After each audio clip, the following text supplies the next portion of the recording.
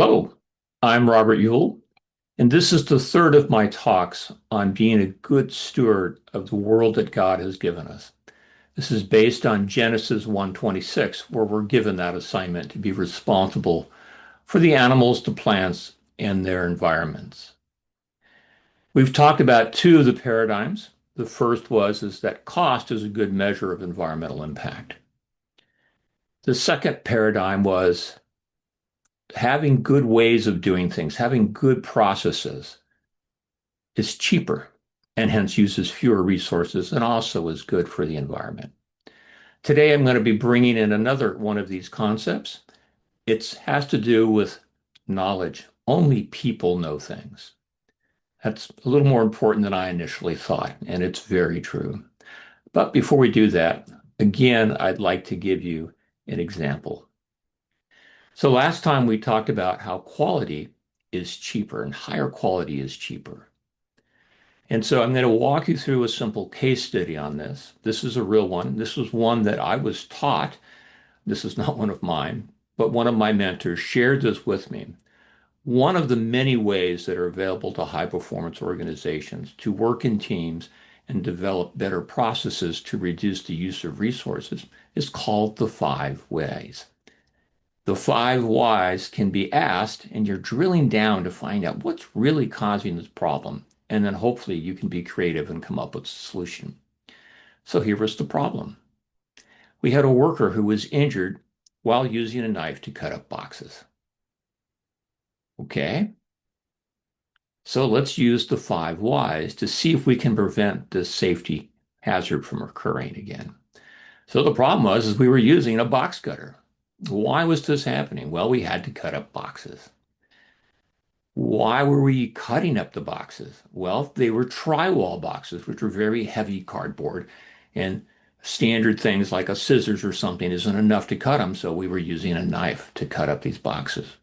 Well, why were we cutting up the boxes? Well, that's what the glass that we were purchasing as part of our manufacturing process came in. They came in these large, heavy drywall boxes.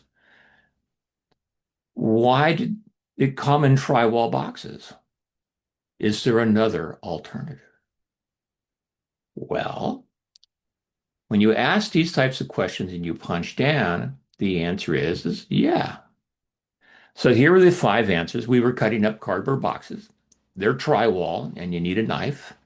You have to throw the cardboard away. We can't return it to the supplier.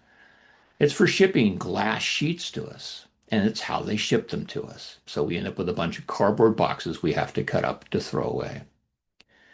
What are the other shipping options? Well, there are probably several, but the one that we picked was we could ship them on metal frames. And there's a picture of what that looks like, sheets of glass on a metal frame. If you look down at the bottom, you can see we even a place to pick these up with a forklift. Very convenient. Is this a cheaper, better, faster solution? Is this a pick three? The payback for getting rid of the cardboard box, cutting it up, and throwing it away has a lot of cost, the labor associated with it. To buy the metal frames, because we had to buy the frames, had a payback of less than a year. So it was cheaper. Is it better? Well, actually, this is a better way to ship glass. We're trying to prevent the glass from bending, and of course, a metal frame is much better at doing that than having a heavy wall cardboard box. And so we had less breakage and glass damage having it shipped to us on trucks using these frames. Is it a faster solution? Actually, it is. It's a lot easier to load the glass onto a frame than it is to put it into a box and to take it out of a box so that we could use it. We loved the frames. And so this was a pick three solution. It was cheaper, it was better, it was faster, and we no longer were using a knife to cut up cardboard boxes. So it was also safer. We got a Benny. We got the other thing that we frequently look for in a manufacturing environment. Can we do this in a more safe way? So only people know things. Hmm. My dad taught this to me when I was 17. He was an aerospace engineer and he worked on the Apollo space program with many, many other engineers. It was a huge effort. And we went to see one, and he just casually mentions as we were looking at a Saturn V booster, the bottom rocket, we don't know how to make those anymore. All the people who knew how to make that have retired, and we've shut down the production line. So we're going to go watch something take off that we now no longer know how to make. This was where I began to understand that technology is related to the number of people that we have. Technology is the accumulation and skills of millions and tens of millions and even billions of people. If you want an advanced high-tech civilization, you need to have billions of people. You can't do it with a couple 100,000 or a couple thousand. I now look at some science fiction writers who talk about advanced civilizations composed of just a few thousand people. Not happening. No one knows that much. We all just know our little piece.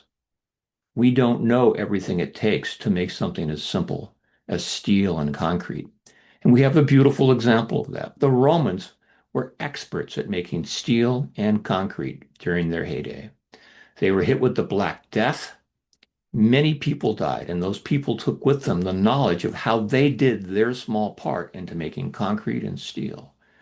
It took another 1,000 years before we rediscovered how to make both steel as good as the Roman steel. The Elizabethans marveled, this is 1,000 years later, marveled at how good the steel was. The same thing was, how did they make concrete?